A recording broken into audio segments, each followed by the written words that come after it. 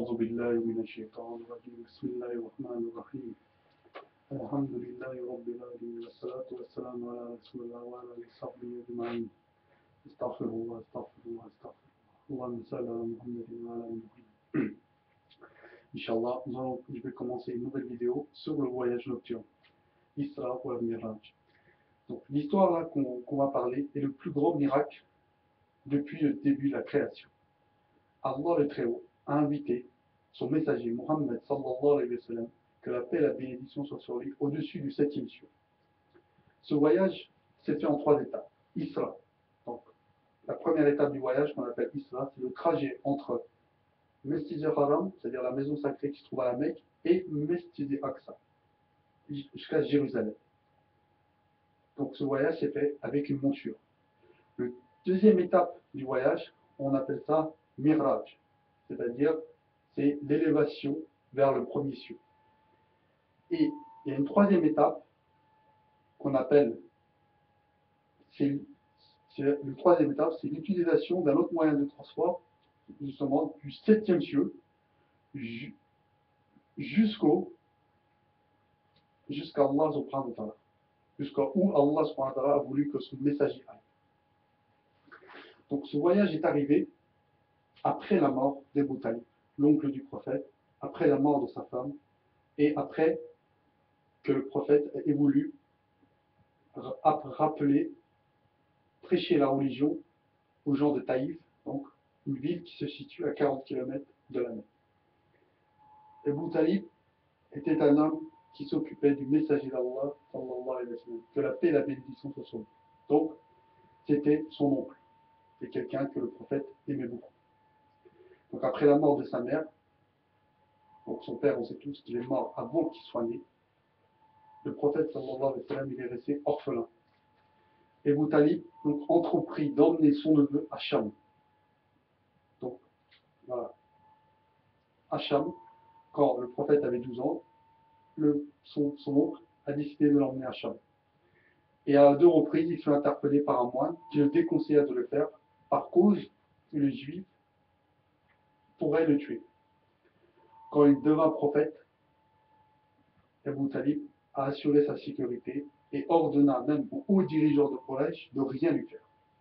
Donc par respect, ceux-ci l'écoutèrent. Donc le prophète sallallahu alayhi wa sallam, il devenu prophète quand? À 40 ans. Bien qu'Abu Talib fût le protecteur du messager d'Allah, sallallahu alayhi wa sallam, il n'embrassait pas l'islam et fut mort en tant qu'associateur. Al-Musayyib ibn Haz a dit, au moment où Abu Talib était en train d'agoniser, l'envoyé sallallahu alayhi wa sallam, que la paix et la bénédiction soient sur lui, vint le voir. D'accord, il est venu voir son oncle en train d'agoniser et trouva chez lui les hauts dirigeants de Quraysh, donc Abu Jahl et Abdullah ibn Abu Umayya et d'autres, donc des gens qui étaient respectés à Quraysh, tous des associateurs bien entendu. Et l'envoyé sallallahu alayhi wa sallam, que la paix et la bénédiction soient sur lui, s'est adressé à Abu Talib en disant, ô mon oncle, dis la ilaha illallah. C'est la formule dont je serai témoin en ta faveur auprès d'Allah. Aussitôt, Abu Jahl et Abdullah ibn Abu Umayya s'écrièrent, ô Abu Talib, vas-tu renier la foi de Abdullah ibn Abu Talib, c'est-à-dire son père? Et l'envoyé sallallahu alayhi wa sallam, pour que la paix et la bénédiction soient sur lui, ne cessa de lui proposer de prononcer la profession de foi, en répétant les mêmes mots. Et tandis que les 2 autres faisaient de même. Ils disaient, renie pas la foi de tes ancêtres. Mais les dernières paroles d'Abu Talib furent qu'il persistait dans la foi de Abdullah ibn Abu Talib, c'est-à-dire qu'il est resté associateur. Il n'a pas dit la ilaha illallah, c'est-à-dire rien ne mérite d'être accepté, adoré, excepté Allah. Et le prophète sallallahu alayhi wa sallam a dit, Wallahi, je demanderai à Allah de te pardonner tant que cela ne soit pas défendu. Ce fut à cette occasion qu'Allah le Très-Haut révéla ce verset. Il n'appartient pas aux prophètes et aux croyants d'implorer le pardon en faveur des polythéistes, fussent-ils des parents, alors qu'il leur apparaît clairement qu'ils sont des gens de l'enfer. Ensuite, Allah le Très-Haut dit, donc il s'adresse à Mohammed, sallallahu alayhi wa sallam, que la paix et la bénédiction soient sur lui, ne dirige pas celui que tu aimes, tu ne diriges pas celui que tu aimes, mais c'est Allah qui guide qui il veut, il connaît mieux cependant les vérités. Ça, c'est un hadith rapporté par Muslim. Donc, ça veut dire que même le prophète sallallahu alayhi wa sallam ne peut pas guider qui que ce soit. Même son oncle qui le mettant, son oncle qui n'a rien fait, qui l'a toujours défendu, il n'a pas pu le sauver de l'enfer. Donc, tout est lié à la volonté d'Allah. Puis, dans la même année, donc une fois que le prophète sallallahu alayhi wa sallam a parlé son oncle, bien sûr, il a été attristé. Plus par-dessus cela, son oncle n'est pas entré dans sa religion. Donc, ça veut dire que c'est un homme qui sera destiné éternellement à l'enfer. Qu'Allah nous en protège. Puis, dans la même année, Khadija radhiyallahu, donc la femme du prophète, la première femme du prophète, goûta la mort. Qui était cette femme? Notre mère Khadija radhiyallahu, qu'Allah soit satisfait d'elle, était la première femme de notre prophète, sallallahu alayhi wa sallam, que la paix et la bénédiction soient sur lui. Elle était une riche commerçante de la Mecque et fut amenée à confier ses marchandises à l'envoyé, sallallahu alayhi wa sallam, que la paix et la bénédiction soient sur lui. Celui-ci les vendait tous et eut un grand bénéfice. Et Khadija, qu'Allah soit satisfait d'elle, était émerveillée par le caractère de notre prophète, sallallahu alayhi wa sallam, que la paix et la bénédiction soient sur lui, et lui proposa de se marier. Elle avait 40 ans, et le prophète, sallallahu alayhi wa sallam, en avait 25. De ce mariage, ils eurent plusieurs enfants, dont Ebou Qasim, qui mourut en bas âge, donc qui mourut très jeune, avant que le prophète, avant que Mohammed, sallallahu alayhi wa sallam, devienne prophète. Donc avant la période pré-islamique. Donc après, le prophète a eu plusieurs enfants avec elle, Zaynab, Ruqayya, Kulsoum et Fatima. Tous devinrent musulmans. Mais seule Fatima, qu'Allah soit satisfait d'elle, vécut après la mort de son père. Sallallahu alayhi wa sallam, que la paix et la bénédiction soient sur lui. Quand le messager d'Allah, sallallahu alayhi wa sallam, que la paix et la bénédiction soient sur lui, reçut la première révélation, une grande frayeur le prit. Donc, et c'est Khadija radiallahu qui le réconforta. Et lui dit, n'aie pas peur, Allah ne te mettra jamais à mal. Allah ne te fera que du bien, car tu aides tes proches, tu soutiens ta famille, tu gagnes honnêtement ta vie, tu maintiens les autres dans la droiture, tu donnes asile aux orphelins, tu dis la vérité, tu ne t'appropries pas les dépôts, tu secours ceux qui n'ont rien, tu fais du bien aux pauvres et tu traites tout le monde avec courtoisie. Ça, c'est un hadith rapporté par El-Bukhari. Donc, Khadija a essayé de réconforter son mari, qui, quand elle a vu l'ange Gabriel, bien sûr, a eu peur. Parce que le prophète sallallahu alayhi wa sallam a vu l'ange Gabriel en forme réelle, c'est-à-dire avec ses 600 ailes. Donc, puis les révélations sont répétées, même chez Khadija, qu'Allah soit satisfait d'elle. Le messager d'Allah sallallahu alayhi wa sallam avait très peur d'être ensorcelé. Et Khadija un jour lui a dit, quand l'ange apparaît, dis-le-moi. Et quand il apparut, elle se mit à droite du prophète. Après, elle lui posait la question, est-ce qu'il reste? Est-ce qu'il est là encore? Le prophète a répondu oui. Il s'est mis à sa gauche, et dit, est-ce qu'il est là? Oui. Après, une fois qu'elle a retiré son voile, le prophète a déjà posé la question au prophète, est-ce que l'ange est encore là?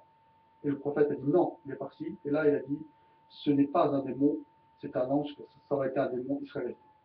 Comme quoi les anges sont pudiques. Donc on n'aime pas voir des femmes dévêtues.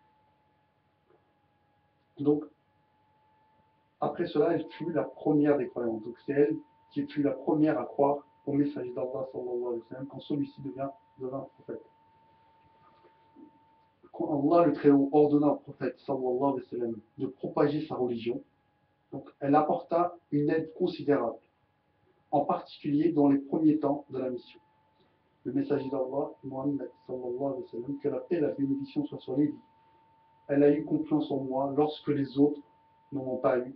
Elle a mis ses biens à ma disposition pour la cause de l'islam. Donc, elle donna tous ses biens à la disposition de l'islam. Et l'ange Jibril, alayhi salam, a dit au messager d'Allah, sallallahu alayhi wa sallam, passe-lui le salam de la part de ton Seigneur et de ma part, et annonce-lui la bonne nouvelle d'une maison au paradis faite de cristaux, où il n'y a ni bruit ni fatigue. C'est un hadith rapporté par l'imam Bukhari. Au moment du boycottage imposée par les Quraysh aux musulmans, Khadija, radiallahu anha, qu'Allah se soit satisfait d'elle, s'exila dans le désert et fut épuisée par le manque de privation. Donc, elle mourut le 10e année de la révélation.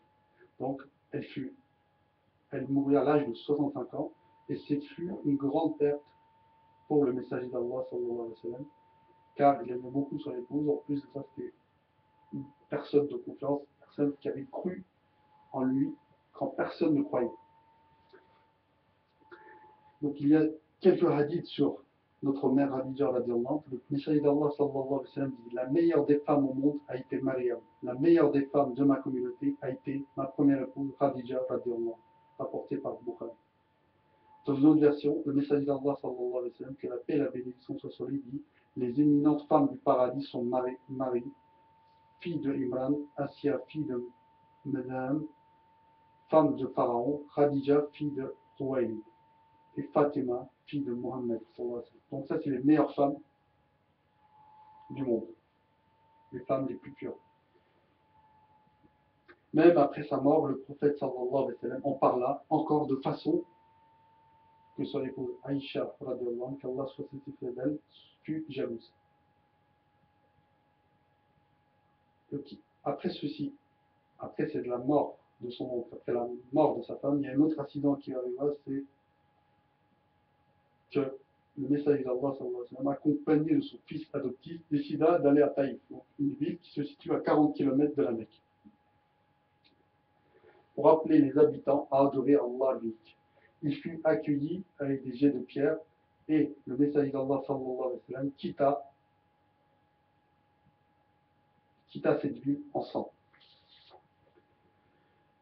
Et tous ces événements se sont succédés, et on a appelé cette année-là l'année du chagrin. Puis malgré cela, le messager d'Allah patienta, et Allah l'a récompensé en l'élevant vers lui. Et le messager d'Allah a dit: celui qui s'humilie devant Allah, ainsi, donc, il baissa sa main vers la terre, Allah l'élèvera ainsi, et il leva sa main vers le haut.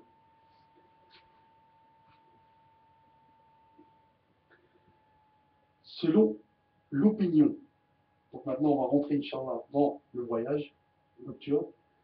Selon l'opinion le plus répandue, ce voyage eut lieu la nuit du 27e jour de Rajab, donc de la 10e année de prophétie. Donc le prophète sallallahu alayhi wa sallam avait 50 ans, donc 10 ans après ça, qu'il ait reçu la première révélation. Il faut noter que ce n'est pas la seule opinion. Il y a des savants qui disent que ce voyage a eu lieu au mois de Ramadan, d'autres au mois de Shawwal, d'autres au mois de Rabi al-Awwal. Donc il y a beaucoup de savants qui divergent là-dessus. Donc il n'est pas bon de dire que ce voyage a eu lieu le 27e jour de Rajab. En réalité, on n'en sait rien. On n'en sait rien. Aujourd'hui, dans certains pays musulmans, on célèbre le voyage qu'a effectué notre messager, Mohammed sallallahu alayhi wa sallam. Que la paix et la bénédiction soient sur lui, dans les mosquées, chez soi, etc. Mais il faut savoir que ni le prophète, ni les sahaba ne célébraient ce jour. Donc c'est un jour que nous ne devons normalement pas célébrer, puisque nous ne savons pas exactement quel jour était. Et en plus de cela, vu que le prophète ne l'a pas fait, les sahaba, ses compagnons n'ont pas fait, nous devons ne pas faire de célébration spéciale pour ce jour. Il faut faire attention, si malgré cela, certaines personnes célèbrent ce jour, cela peut rentrer dans un acte d'innovation bid'a. Donc qu'est-ce qu'une bid'a? C'est l'innovation. Donc ça consiste à considérer comme une sunna, ou même agir comme s'il s'agissait d'un acte qui n'a pas été établi de façon explicite ou implicite dans le Coran, ou qui n'a pas été pratiqué par le prophète Mohammed sallallahu alayhi wa sallam ou ses compagnons, Allah sallallahu. Et le prophète sallallahu alayhi wa sallam dit bien que toute bid'a, toute nouveauté est une innovation, toute innovation est un égarement, et tout égarement mène à la perdition, et tout égarement mène au feu. Donc après ce bref introduction, on va parler de cet extraordinaire voyage qu'a effectué le prophète sallallahu alayhi wa sallam. Et Inch'Allah, on va essayer de le faire avec lui.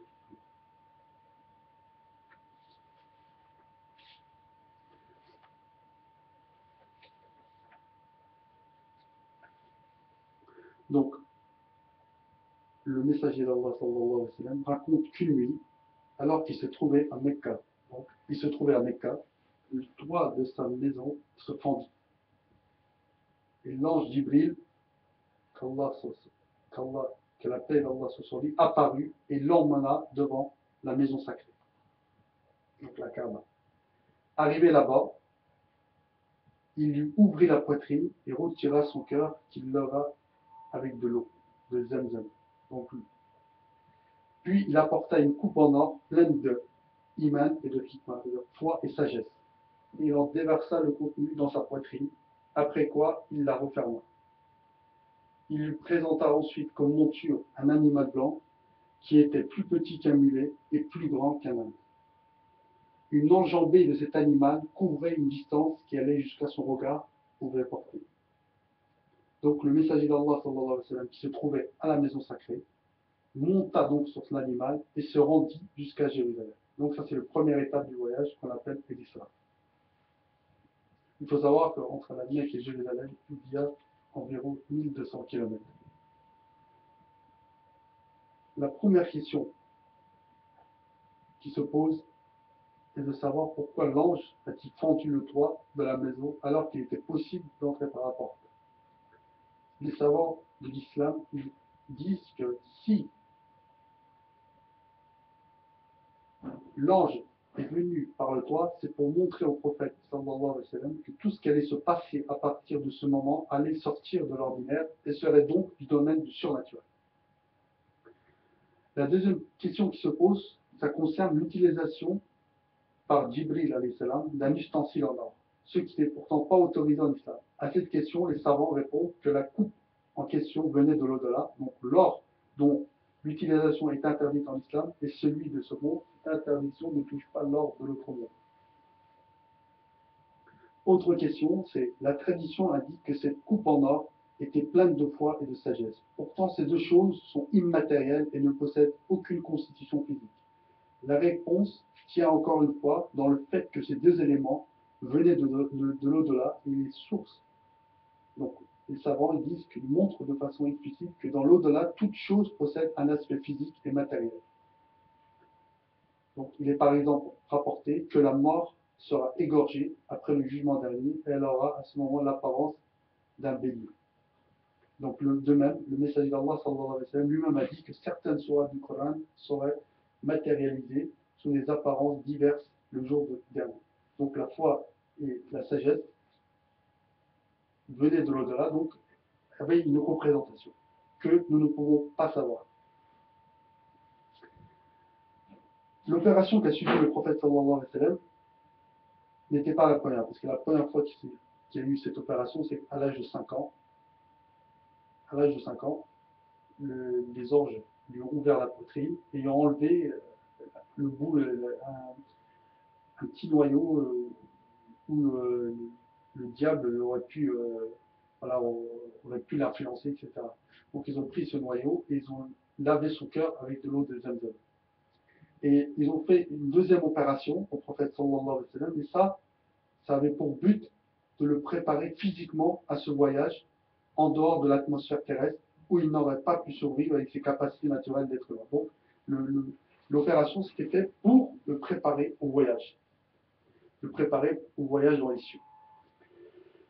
Et le fait que Jibril alayhi salam n'ait pas rapporté d'autre eau de l'au-delà pour laver le cœur du messager d'Allah sallallahu alayhi wa sallam, que la paix et la bénédiction soient sur lui, et qu'il ait au contraire choisi d'utiliser l'eau de Zamzam, montre que celui-ci est la meilleure eau qui existe. Donc l'eau de Zamzam, c'est la meilleure eau qui existe. Donc c'est pour ça que Jibril alayhi salam a décidé d'utiliser cette eau.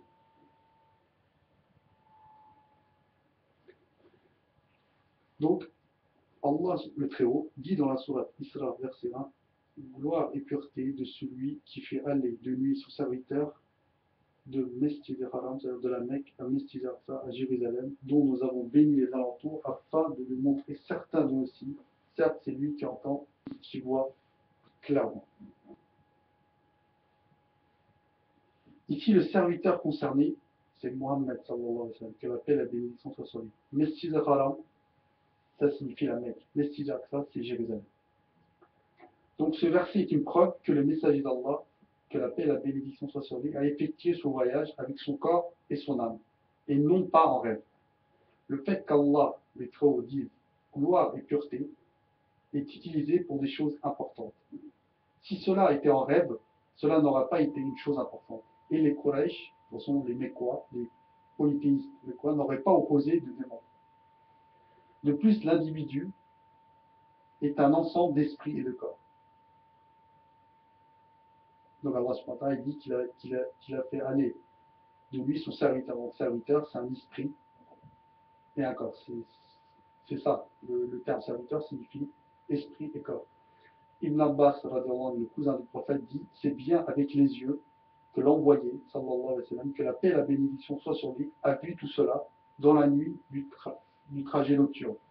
Et Allah le Très-Haut dit son regard n'a pas dévié, non plus qu'outre-pensée. La vue fait partie. Donc là, on voit que Allah parle bien que son regard n'a pas dévié. Donc ça veut dire que la vue fait partie du corps et non de l'esprit. Donc ça prouve que ce voyage s'est bien fait avec corps et âme, et ce n'est pas un voyage qui s'est fait en rêve. Et ce n'est pas un voyage qui s'est fait qu'avec l'âme. Donc Imam Ahmed, il rapporte que le prophète sallallahu alayhi wa sallam a dit « Je me suis approché du Bourak ». Donc le Bourak, c'est la monture que le prophète a utilisée pour voyager de la Mecque à Jérusalem, rapportée par l'ange Gabriel. Donc il le décrit, c'est une monture blanche qui n'est ni un âne ni un mulet, et je l'ai monté, il me conduisit jusqu'à Mesjid al-Aqsa, Jérusalem. Donc j'attachais la monture à l'anneau, où d'habitude les prophètes attachaient leur monture. Donc quand il est arrivé à Jérusalem, on a attaché sa monture, où les prophètes attachaient leur monture. Après il dit, je suis rentré et j'ai accompli 2 unités de prière, 2 rakats. Et le prophète sallallahu alayhi wa sallam a dit, j'ai vu Moussa, donc quand il est rentré dans cet endroit, dans cette mosquée, il a vu, dans ce lieu, j'ai vu Moussa debout en prière. C'était un homme grand, fort et musclé. Il avait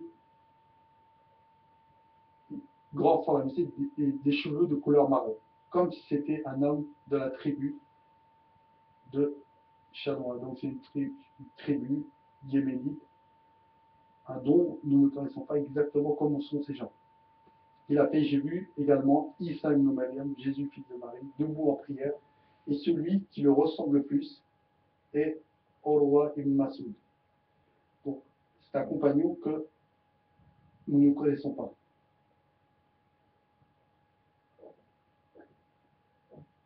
Et dans une autre version, le messager d'Allah, quand il parle de Isa ibn Maryam, il dit il était blanchâtre avec un peu de rougeur et ses cheveux brillaient comme si il sortait d'un bain de vapeur.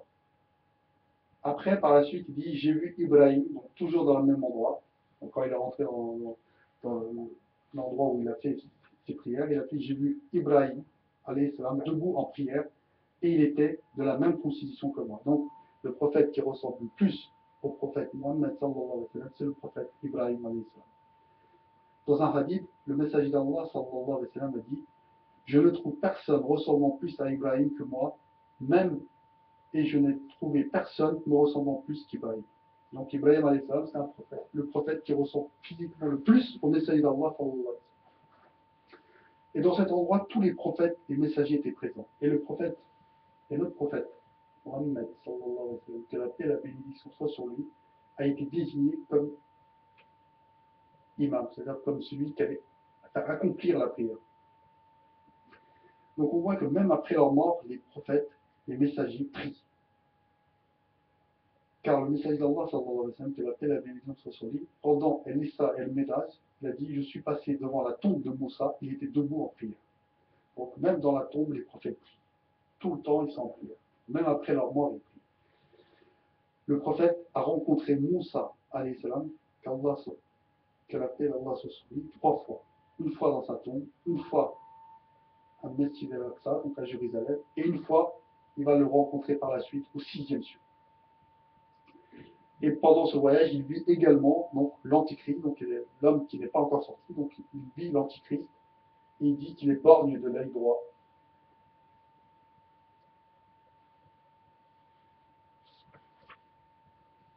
Donc, il a vu tous les prophètes, tous les messagers, il les a fait prier dans l'endroit à Jérusalem. Alors, ils ont tous prié ensemble, à Mesjid al-Aqsa. Il a vu également l'Antichrist. Et il faut savoir que les prophètes et messagers ont des degrés supérieurs les uns par rapport aux autres. Mais là, on voit que notre prophète, Mohammed sallallahu alayhi wa sallam, a été désigné comme imam, donc cela montre sa supériorité par rapport aux autres prophètes et messagers. Donc sur le trajet entre la Mecque et Jérusalem, il a vu également les châtiments de la tombe réservés aux êtres humains. Donc il a dit, il y a ceux qui ont été traités comme du bétail et forcés à manger des herbes amères ainsi que des fruits amers comme du zakoum et qui sont amenés sur des pierres brûlantes de l'enfer. Donc ça, c'est les gens qui ne payaient pas l'aumône. Il a vu des gens qui étaient forcés à manger de la viande mauvaise. C'est des gens qui forniquaient. Donc ils sont morts dans ce péché. Donc ces gens-là qui sont morts dans ce péché, dans la tombe, ils subissent, ils sont obligés, on les force à manger de la viande putride, de la viande mauvaise. Il a vu des gens aussi où les anges leur coupaient les lèvres avec des ciseaux en fer. Ça, c'était des gens qui incitaient les gens à la guerre civile. Donc les gens qui font ça, dans la tombe, ils sauront, on leur couperont les lèvres avec des ciseaux de fer. Donc c'est notre messager, Mohammed sallallahu alayhi wa sallam, qui explique tout ça. Donc, il explique que quand il est parti de la Mecque à Jérusalem, il a vu les châtiments de la tombe.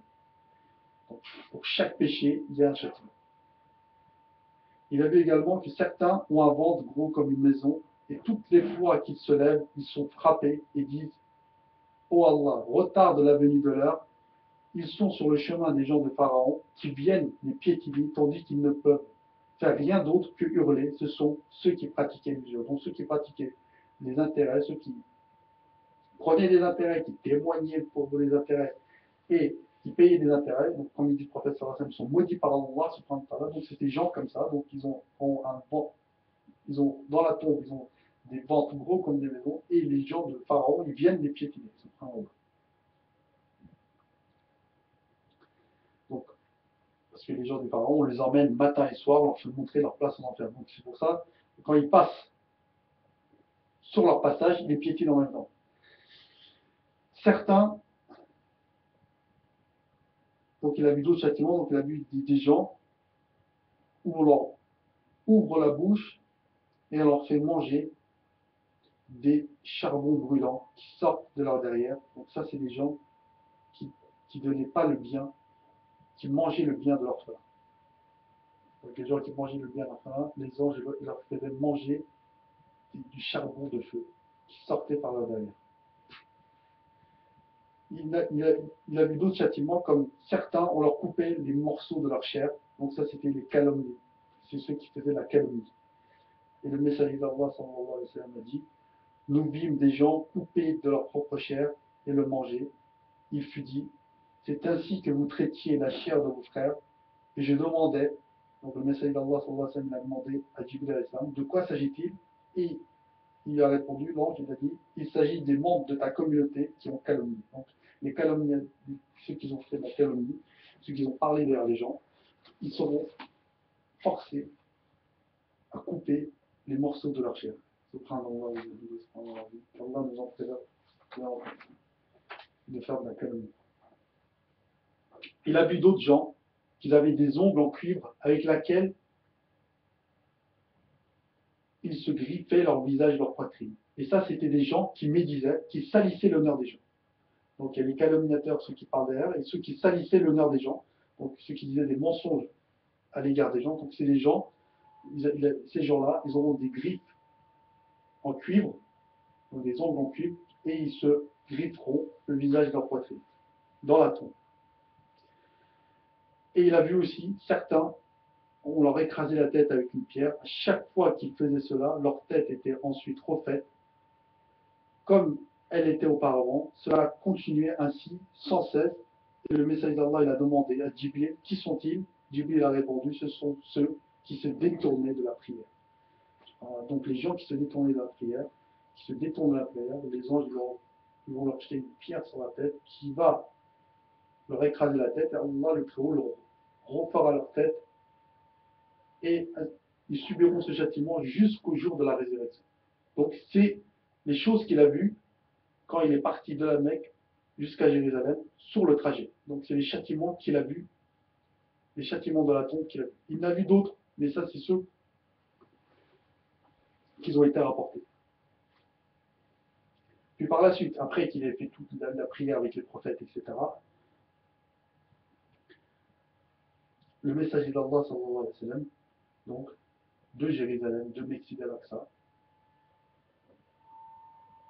il a été transporté, il a été téléporté au premier ciel, donc par le biais d'un ascenseur. Il y a un ascenseur spirituel, un escalier spirituel, un escalier qui est venu de Jérusalem jusqu'au premier ciel, et il est monté sur cet escalier, et cet escalier l'a emmené aux portes du premier ciel. D'accord? Là, on est à Jérusalem, donc de Jérusalem jusqu'aux portes du premier ciel, il a fait le voyage avec une sorte d'ascenseur, et il était en compagnie de Jibril, l'ange Gabriel.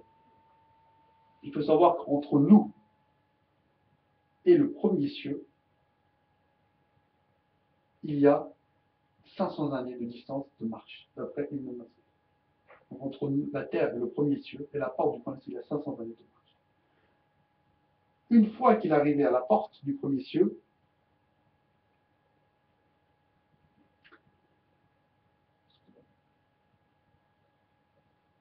donc avant cela, Jibril alayhi salam lui a rapporté une coupe de vin et une coupe de lait, et le prophète sallallahu alayhi wa sallam, il a choisi le lait, et Jibril alayhi salam, il a dit, c'est bien, tu as pris la prime nature.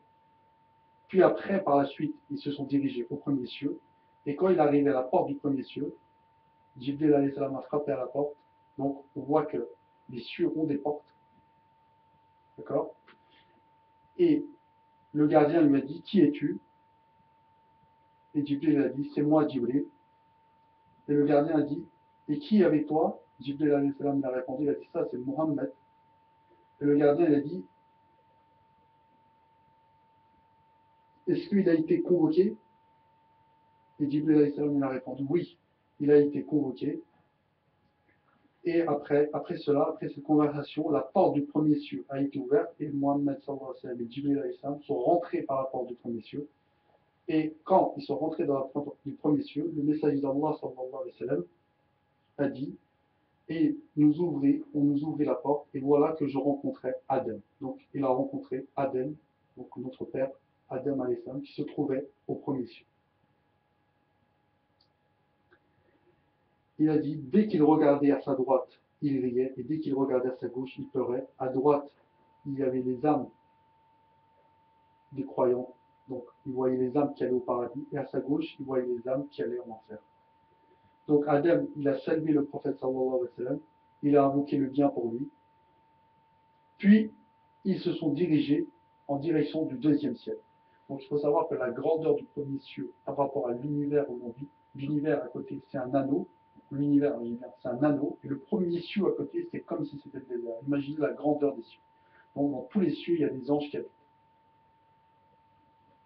Ils se sont dirigés au deuxième ciel, et entre le premier ciel et le deuxième ciel, il y a une distance de 500 années de marche. L'épaisseur du deuxième ciel fait 500 années. Et la même conversation a eu lieu, donc quand ils sont arrivés au deuxième ciel, le gardien du deuxième ciel a dit, qui es-tu? Jibril a dit, c'est moi Jibril. Et qui est avec toi? Jibril a répondu, c'est Mohammed, sallallahu alayhi wa sallam.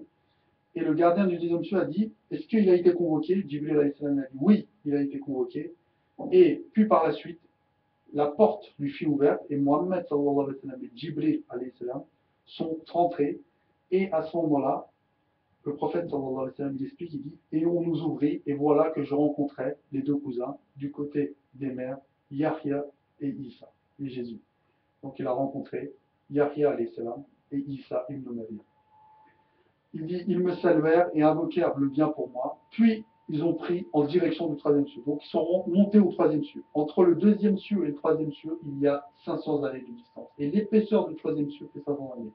Maintenant, la grandeur du deuxième cieux par rapport au premier, le premier cieux est comme une bague et le deuxième est comme si c'était le désert. Ils se sont dirigés au troisième cieux. Et la même conversation a eu lieu.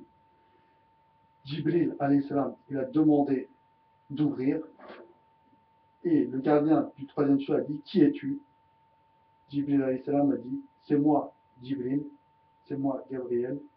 Et le gardien du troisième cieux lui a demandé, et qui est avec toi? Il a dit, c'est Mohammed, sallallahu alayhi wa sallam. Et par la suite, la porte lui fut ouverte, et le prophète sallallahu alayhi wa sallam a dit, ils sont rentrés par la porte du troisième cieux. Et voilà, il a dit que je rencontrais Yusuf alayhi salam, avec la part de beauté qui lui a été donnée. Donc Allah subhanahu wa ta'ala a donné la moitié de la beauté, de toute la beauté, à Yusuf alayhi salam. Jusqu'à que les femmes, quand ils ont vu Yusuf alayhi salam, au lieu d'éplucher leurs pommes, ils ont épluché leurs doigts. Pour dire à quel point Yusuf était beau. Donc le prophète sallallahu alayhi wa sallam, il me salua et invoquait le bien pour moi. Puis ils se sont dirigés au 4e ciel. Donc chaque cieux est gigantesque, chaque cieux est plus grand que l'autre, comme un anneau dans le désert. Le 3e cieux est comme un anneau, et le 4e cieux à côté est comme si c'était le désert. Et entre chaque cieux, il y a 500 années de distance, et l'épaisseur de chaque cieux fait 500 années. La même conversation a eu lieu, ils sont rentrés par la porte du 4e cieux, et là, le prophète sallallahu alayhi wa sallam, il a dit, il a rencontré Idris alayhi salam. Pareil, Idris alayhi salam a salué le prophète sallallahu alayhi wa sallam, puis ils se sont dirigés au 5e ciel. La même conversation a eu lieu, le gardien du 5e ciel leur a ouvert la porte, et le prophète sallallahu alayhi wa sallam est rentré au 5e ciel avec Jibril alayhi salam, et là ils ont vu Haroun alayhi salam. Pareil, Haroun alayhi salam a salué et invoqué le bien pour le prophète sallallahu alayhi wa sallam, puis ils se sont dirigés au 6e ciel. Et au 6e ciel, la même conversation a eu lieu, le gardien du 6e ciel leur a ouvert la porte, et ils ont vu qui? Moussa alayhi salam. Moussa a salué et invoqué le bien pour moi. Puis quand le prophète sallallahu alayhi wa sallam a dépassé Moussa, Moussa alayhi salam s'est mis à pleurer, et le messager d'Allah sallallahu alayhi wa sallam lui a dit, pourquoi pleures-tu, ya Moussa? Et Moussa alayhi salam a dit, ô Seigneur, ce jeune homme, vous l'avez envoyé après moi, et pourtant une grande partie de sa communauté ira au paradis, et la mienne sera moins nombreuse. Donc c'est pour ça que Moussa alayhi salam pleurait. Puis par la suite, le prophète sallallahu alayhi wa sallam et Jibril alayhi salam se sont dirigés au 7e cieux, cette fois-ci. Et au 7e cieux, ils ont vu Ibrahim alayhi salam. Il était adossé à la maison fréquentée qu'on appelle Beit el-Mahmoud. Donc c'est une maison où entrent chaque jour 70 000 anges qui ensuite y reviennent. Donc on va essayer, Inch'Allah, dans une prochaine vidéo, de savoir quelle est cette maison sacrée, quelle est cette maison fréquentée, quelle est la maison Beit el-Mahmoud. Donc on verra ça, Inch'Allah, dans une prochaine vidéo. Alhamdulillah Rabbil Alamin, wassalatu wassalamu ala Rasulillah, subhana rabbika rabbil izzati amma yasifun, wa salamun ala al-mursalin, walhamdulillahi Rabbil Alamin.